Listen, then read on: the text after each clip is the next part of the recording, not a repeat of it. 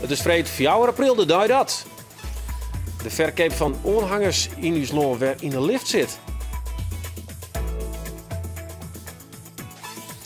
En de veerboordoorlog op Skiel na 6 hier eindelijk aan eindkam is. En wie meent joggen bij motorclub Flying Butu op de Jouwe.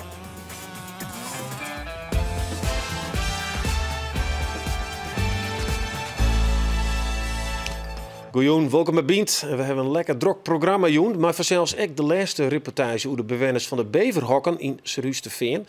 Die wenningen die matten plat, maar de bewoners die willen net voort.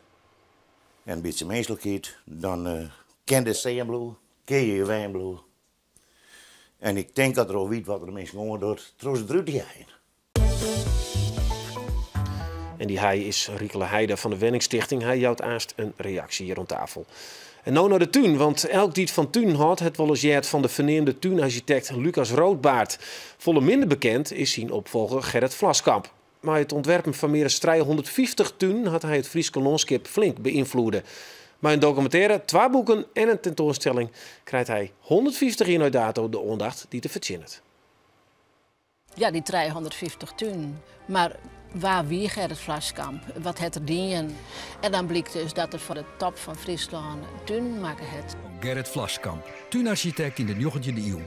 Bekend als ontwerper van zijn hand binnen de Wilhelminaparken in Snits en Grauw en het oudste pad van het Westerpark in Ljouwert. Het was echt de tuinontwerper van zijn tijd. Hij werkte voor de adel, hij werkte voor de grote boeren, voor het kerkenrieden en vooral voor de notabelen vanzelf. Want in de tweede helft van de 19e eeuw waren al die prachtige neoclassicistische huizen gebouwd. En dan werd het kennelijk status om bij zo'n mooi huis een tuin van Vlaskamp te hebben. Ja, aan tafel diezelfde Ali van der Mark, schrijfster ik van dit boek, Het Priëel op de Heuvel. En ik de druwende kracht achter de ziektocht naar het werk van deze vierde tuinarchitect. Welkom, Ali. Ja, nou denk ik, die man heeft 150 jaar aan het werk geweest. Hebben we jarenlang niet van hem gehad. Waarom had hij nou in de spotlights? Tafel, het is al je tafel. Ja. Wij wisten dus dat hij de broer weer van mijn man zijn oerbeppe. Dus het is familie. Oh ja. En toen zei Philippus Breukers, de masters eventjes bij BM-keukerij Bosgraciën, want die had zijn hele administratie bewaren. Misschien vind je hem wat over die man. Want wij wisten dat er de parken in Grauw en in Snits online hier en het vaste park. Dat zijn echt wel stevige projecten. Ja, dat zijn de dingen. Nou, en toen wij naar Bosgra en daar vonden we dus 350 tuinen en parken die hij online had. En dat waren prachtig beschreven in die boeken. Dus die dan Boppen bijvoorbeeld de opdrachtjouwer van Haringsma toe Sloten, doorgeef Vlaskamp en dan alle BM met strukken. Dus ja, 350. Maar wat wie er voor jezelf zo bijzonder om? Want 350 is een soort, maar vooral het feit dat we dat niet wisten? Dat we dat net wisten. En het is veel vertolven, want er een tredde ongeveer van die tuin, daar is nou wat van oer. Maar dat is dus 150 jaar in. En toen, dan wist ik hoe het met tuin gaat. Er is nog een tuinmoorde en huppakee. En meesten zijn heel makkelijk met even zo'n BM-kappen. Krijg eens lijst niet wolven, prachtige rede boek, weg ermee. Dus het weer veel vertolven. Ik denk, als er nou wat te redden is van die tuin, dan moet het wijzen. Nou ja, en toen ben ik begonnen, veel in. Ja, en dan kom je als een soort van privé-detective terug al die archieven en dan moet je echt mensen die kennelijk een tuin hebben van die Vlaskamp en dat net weten. Wat zijn bijvoorbeeld de specifieke eigenschappen van zo'n tuin? Nou, de BM weer prachtig. Roene paden, het weer een romantische tuin, kun je zeggen. Roene paden, vijver, lieste priëel op een heuvel.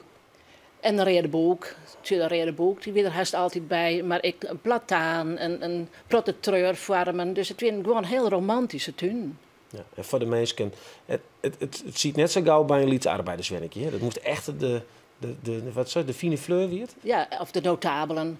Als je de eerste helft van de 19e eeuw weer Roodbaard, die laai bij al die hele grote boetens, grote tuinen aan.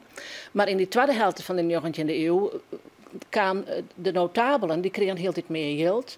Er was geld om van die grote neoclassicistische huizen te bouwen. En daar moesten Vlaskamp toen omheen. Dat was de status in die tijd. Hè. Dus gelijk in Mantrum, ja, dat is alle jaar Vlaskamp. Ja, we hebben beelden van Mantrum, daar kunnen we even eens zien. Dat kun je toch wel even vertellen, want hoe kan het nou dat in Mantrum op een hele lange stritten haast al je tuin van Vlaskamp binnen? Dat is vanzelf een kwestie van, de vrouw van de burgemeester heeft zijn mooie tuin. Nou wil ik zijn mooie tuin. Ah, zo. Die mode. Toen ik al een beetje de intratuinmode van Doe. Ja, het was echt mooi. En het begon haast overal met de pastorie. Want het Sjerken hier een hele grote geld. Dus het begon met de pastorie. Nou, en dan wordt één net onder het waan van de oren. En zo ging dat. Ja, mooi. Het is een bijzondere tuin. Maar een heel soort bin dus echt net onderhouden. Ben gewoon voortvaren. Zeg je nou echt wel dat mensen dat besef heel meer krijgen van het is een vlaskamp? Jazeker. De laatste tuin rechts aan de Seert van Galemawaai in Mantrum. Daar waren nou jonge mensen die toen weer helemaal verrenoveerd. Maar Nico Kloppenborg, die went in Mantrum, die heeft nou die tuin helemaal gerestaureerd in de stijl van Vlaskamp. Dus nou de mensen weten dat ze een Vlaskamp-tuin hebben. Nou denken ze, ja, we kunnen zelf een Gamma-tuin van mij zien, maar we kennen weer een soort Vlaskamp-tuin van mij zien. En hoe is dat voor jou dan? Om te zien dat die mensen beter geïnspireerd eruit zien? En wat ik juist zo leuk vond, we winnen juist er even, want er is een fietsroute ik van Vlaskamp maken. Ja, dat is dit boekje. Ik kan wel even omheen gaan. Ja. Nou, uitflappen, je weet hoe het werkt. Het is heel leuk, die en daar een Vlaskamproute. Maar toen zeg ik dat Nico, dat kan op den duur daar een fever, maar er is nou eerst een trampoline voor de baan. Want jullie bij, maar ik dat ze kennen is een functioneel Vlaskamp. Dus dat is een hele mooie trampoline, maar dat heeft er wel op een mooi heuveltje lijn. Dus dat gaat omheen en dan die trampoline. Dus als die baan groot binnen, trampoline voort, maak je er een fever van. Dus prachtige tuin. Dat is het budget voor de eigen soort, dat nou weer gebeurd is. Ja, hartstikke mooi voor zelf, nou. Die ziektocht heeft een heel soort opsmitten. Hier een grauw boek. Die werd morgen gepresenteerd. Een uitstalling in het Fries Museum. 2 documentaires zelfs. Ja. Poeh, dat is flink. En nog een expositie in het Sierspakhuis in Wommels. Maar wat is daar al hier te zien? Vooral de tekeningen die er nog binnen. En een heel soort mooie foto's vanzelf. Het Fries Museum hier zelf zit nog een hele grote collectie met prachtige tekeningen. Die keek al eens zien. In de beamer zitten natuurlijk filmpjes. En een jurk van een van de eigenaressen uit 1862. Een hele mooie bokkenkarre ik uit die tijd. Want Nienoord had er een stuk van online. Dus een bokkenkarre van Nienoord. Dat soort dingen al. Ja. Nou, en had je echt het preuwen willen, het zien willen, dan maak je even een tochtje terug Mantrum. Ali, bedankt. Oké. Ja, morgen is de opening van de tentoonstelling Oer Gerrit Vlaskamp in het Fries Museum.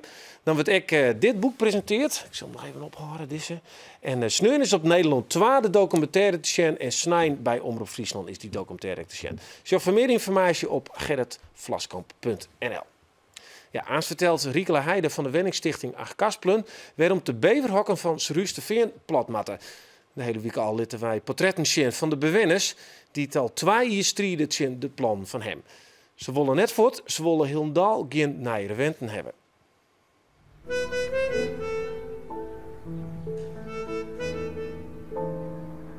In en om mijn huis had het al jaar van mekaar. Ze komen bij me hoe de vlier, maar in de door ik net bij me plat. 2 in lien maak ik voor het Nijs een reportage doet de bewoners in verzet gingen en zo'n die tijd liep het er net een soort verroren. Wat dreeuwt harden in het verzet en waar bindt deze mensen? Wietse van nummer 64 koe altijd mooi van zijn mooikes zwaargen die het naast hem ben. Zij zit intussen in een oud ruimtehuis. Het is een van de huizen die het nou leeg zit, want de Wenningstichting wil er net nije bewoners zien. Pas niet meer, hè? Nee, pas niet meer, maar... nou ja, maar zat dan...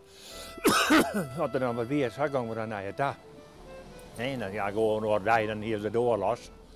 Nee, maar... Zo kunnen we dan naar een beer komen. Nee, en dan... Wel vertrouwd. Ja. En nou hij zie je juist de west om het speel eruit te halen? Hoe... ja, nou dat heeft een knap ding, dat mag ik zeggen. Ja, een grote weddenschap, die leest hier, dat heeft de zaak stuk sleen. Maar hier had het speel eruit halen, de wc, wasbakken en al het er eruit halen. Nee, wat dat betreft de Wenningstichting, ja, nee, zet de zaak even aandappen. Dit is haar poesdag. Oh? Nee, die koe net mijn grote gast daar. Dat die nou bij ons kwam. Maar hij is al aardig thuis bij ons, hè, dat, ja. Nee. Jappie Bosma is wolverhuizen. Hij wen het een paar stritten verderop. De buurt had hem dat wel kwee aannaam, maar hij had zelfs zijn reden. Nevens hem zal de WSA niet op een besluit waarom komen. En boppen dat woe zijn vrouw graag dat er wol verhuizen. Ze rekken slim ziek en verstoord binnen een paar weken. Beloofd is beloofd, zei wel iets in elkaar. Toen het dan echt voordeed, toen zei ze nou, je naar nou heen, dan kist dat net blijven en dan weet ik best. Dus dat had mijn grootste reden best om dat alsnog hier in het gaan. Alhoewel mijn Hollander er toen helemaal nice hier natuurlijk. En dat is denk ik wel te begrijpen.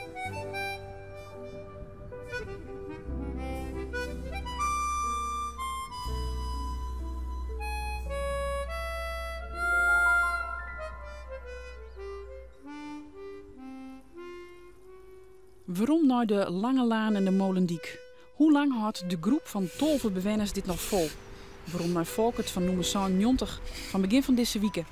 Hij luidt nij laminaat, want hij tinkt in het oor voort. En mocht er minder worden, dan helpen zijn zwanen hem wel. Hij docht nog wel de oproep om Heida, de directeur van de SWA, om menselijkheid te tonen. En een beetje menselijkheid, dan ken de zeeënbloe, ken je wijnbloe. En ik denk dat er al weet wat er mensen gewoon doet. Trouwens, het jij. Maar ik weet het jij. Praathuis, toch wat. En wij zorgen wat de mensen ervan vinden. Hoe de mensen gaan vielen. Mensen gaan hier alle, ik weet net hoe lang wij, naar die heigevoel. Ja, bij Riekele Heide van de Weddingbouwvereniging. Utrecht Kaspelen, welkom. Ja, dan wordt hier een hele duidelijke vraag oproepen terug de bewoners. Toon eens wat menselijkheid. Spreekt dat jou aan of heeft iets van, nou, ik viel me net aansprutsen? Ik weet dat het heel wat betekent als wij bij mensen aankomen en we moeten vertellen dat we hun huis slopen willen. Ja, en vooral als het mensen binnen die er natuurlijk jarenlang zitten hebben, daar ik positieve herinneringen aan hebben. Ik wen binnen aan de gebreken van het huis en daar ik een kaartformatie. Aan de andere kant is het net zo dat wij zijn keuze samen doen. En je moet je voorstellen dat de komende jaren, en dan zorgen we dat het aantal 65-plussers maar zo'n 24% toeneemt, hoe de komende 10 jaar. De 10 jaar die erachteraan komen, neemt het nog een keer maar 24% toe. En wij zullen toch zorgen moeten dat die 64-plussers ik in goede wenten wijnen kennen. En dat betekent dat we de laatste jaren eigenlijk steeds al bezig zijn om woningen te bouwen die senior en zorggeschikt binnen. Ja, maar voor de duidelijkheid, die beverhokken zat ze neer weer binnen net meer geschikt voor deze mensen? Nee, want het is zo dat deze woningen die dus net senior en zorggeschikt. En dat is ook de reden dat wij zijn hebben. Nou, daar willen we geen grote investering meer in doen. Want dan doen we dat, dan is het beter om dat te doen in woningen die het wel senior en zorggeschikt binnen. Ja, en wij beseffen hier nou wat drempels naar onderen dogen. Of wat onmakkelijk, dat is net mogelijk? Nee, dan red je het nog lang net. En we hebben wel zijn van, omdat wij snappen dat het voor mensen heel wat budget. En we zijn van nou, dan moeten we wassen dat we daar een aanvullend goed pakket deel lezen. En zo krijgen deze mensen een vergoeding voor de verhuis- en herinrichtingskosten. Dus een bedrag van €5800. De eerste is dat mensen krijgen voorrang bij orenwenningen. Als men zegt van, ik wil graag een wenning hebben, maar een goedkope huurprijs, dan zie je wij een wenning maar een goedkope huurprijs. Zegt men, ik wil graag naar die strutte of naar die wijk of dat huis van mijn omke die het zo mooi verbouwd. Dat willen ze net. Ze willen zitten blijven. Ja, maar goed. Maar is het echt net mogelijk dat ze daar zitten blijven? Nee, op termijn willen we deze wenningen slopen. Omdat als wij hier investeren in deze wenningen, dan zou dat een hele slechte investering wezen. En dan zou het misschien voor deze mensen wel net zin wezen. Maar dan zou het voor een heel soort oren mensen zou het kwaad. Zou ik daar wel niet willen? Maar mijn eerste van jou te doen? Ik denk het net. En waarom net? Staat ik de eerste knieschat van jou dan? Nou... Dan denk ik het net. Nee. Maar goed, deze mensen hebben net een soort eerste. Maar wat vooral mij opvoelt, deze 4 aflevering, is dat ze willen bij elkaar blijven. Ze willen dat eigene horen. Ze mag ik bij waarom naar een nijwenning op dezelfde locatie. Dat mag ik. Het mag zelf op plak met snow wijnen. Dan krijgen ze zelfs nog een hogere vergoeding. Dus op zich proberen wij wel dat de stroomlijn. Maar goed, we bieden ik dat in de oude 2 hier van de 18 wenningen binnen inmiddels zo'n die het leeg binnen.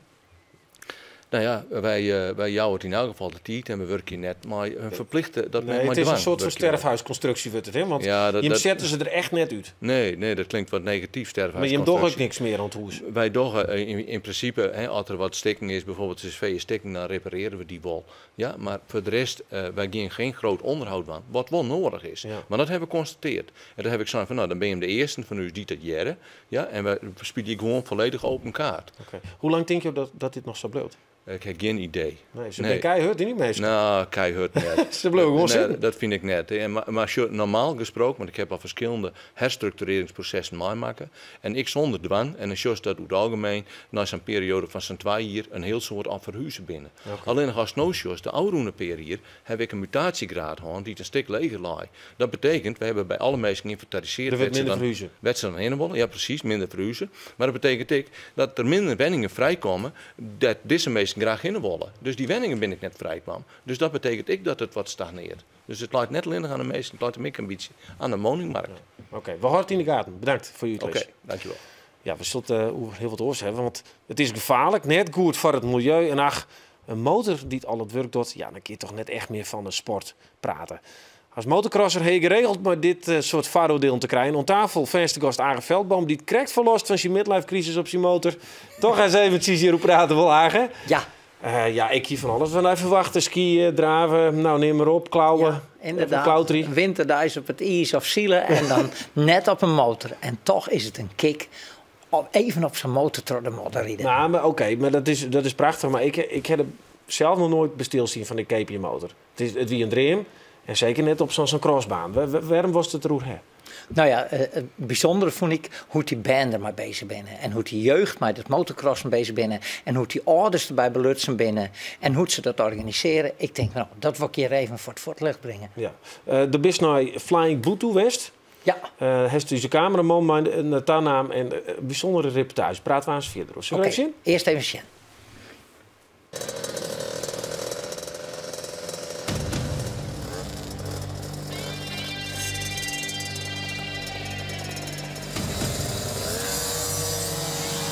Wat voor motor heeft hij? Een PW. Ja, hè? En wat voor kleur heeft hij? Blauw. En hoe oud is hij? 4.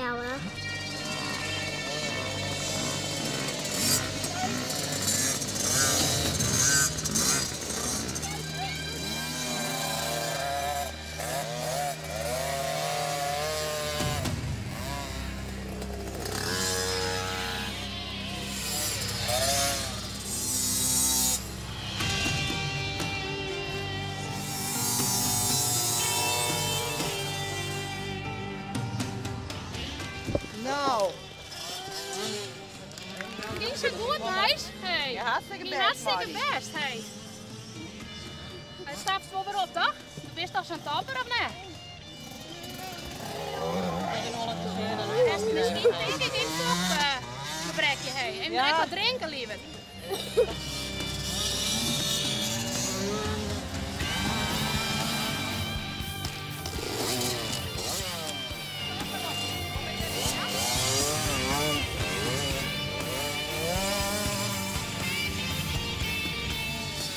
Mag je de helm wel even afrouwen? Zwier, hè? Zware helm, lieverd, hè? Ja. Krijg ik hem je af?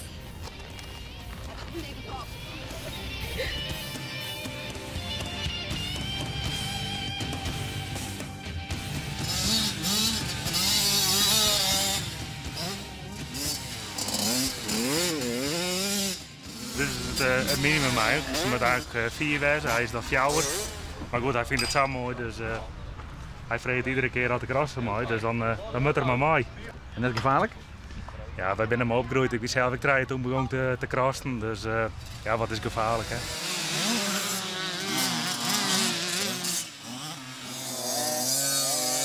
Nou, ik vind het springen en dan vliegen ze al leuk in de lucht. En het is gewoon zo'n leuk gevoel als zo heel hoe de waar is. Je moet heel geconcentreerd wezen en bij voetbal kan je gewoon achter een baltje omdraven en zo. En als je hem herskopt, dan weer hè? Ja. Daar is niks aan.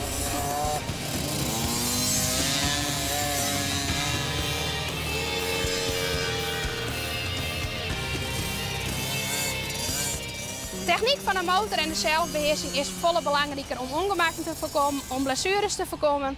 Ja. Dat is ons doel op basis van dit. Zelf net eventjes aan het drieden geweest, Aar? Of, Nee, het weer de training voor de jeugd en daar jij ik net meer bij. Wat vind je ervan als dit just? Geweldig, ik ben daar die mee geweest en hoe die ouders ermee omgaan, hoe die ben, hoe die met die sport bezig zijn. Ja, fantastisch. En waar is het goed voor? Dat was al de gameleraar. Nou, het is toch echt een heel stuk lichaamsbeheersing. Vooral ik gewoon een beetje dom bij Gazian en het rieden, dat ken iedereen. Maar het is echt motorbeheersing en vooral die bochtjes om die pion en dat springen en die balans. Nou ja, en na 10 minuten, een kwartier, toen mochten ze even pauze houden, de helm houdt, het zwit dik op een holle. En dan denk je, jongens, wat is dit een stuk energie die van hun vregen wordt. Ja, dan heeft hij eigen zoon dit ek oondien, hè? Nee. Hij hier inderdaad een crossmotor. En ik weet nog wel bij u achter het huis in het Frieske Geer dat het Frieske Geerman bij me kwam. Die moet de jongen toch even beter in de hand houden, want dit ken ze net. En dan denk ik bij mezelf, ja, toen wij zo oud weer en die wat ik. Ja. Er zit nog een mooi aspect aan. Dat vertelde ze mij. Jongens op een mbo techniekopleiding krijgen net ontsporten. Ja, dat vond ik bijzonder. Er was een speciale kliniek en die jongens die normaal zo gauw net naar het voetbalveld gaan en net in de sporthal willen, maar ze kregen een motor en aan de gang. En dan ontdekken, verdikken, wat is dit een stuk, wat vreegt dit een conditie. Na 10 minuten best waardig in de beide jermsen en de polsen en het steen op die stepjes en de bovenbenen. En nou, ik jerde van Lucille, dat is die trainster. Vond ik mooi dat een Famke een trainer is voor de jeugd. Die zei, die jongens die dan zijn motor hebben, die gaan op een fiets naar Squallen. Want ze moet fietsen, want ze moet conditie krijgen. Ze kon makkelijk op een brommen naar Squallen, maar ze gaan op een fiets, want het is conditie. Ja. Nou, en dat vond ik machtig. Dat is bijzonder. Ja. Mooi om te jaren. En het is een verhaal, daar moeten we nog eens volle vaker in doeken, want we hebben net al in de motocross, we hebben die orencrossers, die mannen in die auto's die het allemaal komen. Maar en ik de grasbaan reizen. En dan ben ik heel typisch dat het van het Friese platteland en dat het daar zo leeft. Ja. Bijzonder. We gaan even naar de Oem. De hiest kreeg al hoe de Friese Geer. Want het Friese Geer heeft soms een per week een webcam zet op een oelepeerke. 24 uur thuis kun je volgen hoe de 2 oelen elkaar leef hebben. Het eten voor elkaar regelen en ik briedje. In Bien volg je wij het leefde sperken en wacht je we met spanning aan hoeveel aaien eraast uitkomen.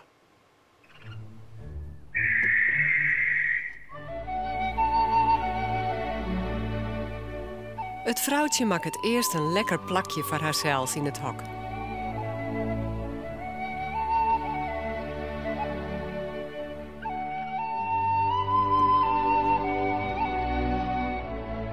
Als het mansje dan weer omkomt met het eten, jouwt hij dat netjes aan.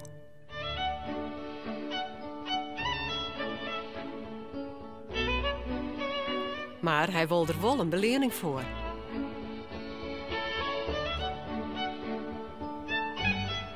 Daarna kan het vrouwtje lekker beginnen aan de moes.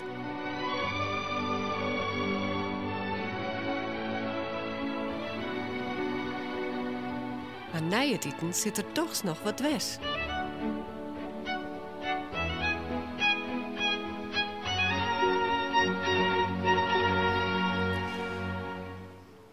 Ja, en ze hebben in één keer bij Omroep Friesland een nieuwe soap te pakken. Tak een week kun je westje naar een aflevering. Kun je nou net wachten, zorg dan zelf naar de webcam via de website van het Frieske Geer. Ja, dit wie bent een heel noffelijk weekend alweer.